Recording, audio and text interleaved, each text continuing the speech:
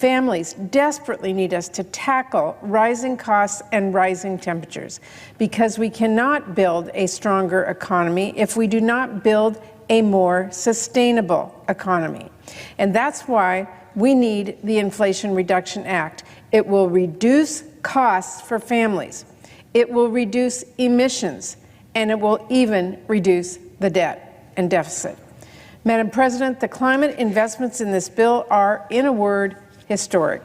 Make no mistake, the Inflation Reduction Act represents historic progress. There's simply no reason anyone should be against these policies, and many reasons to get this done now. This is not a bill for Democrats or Republicans.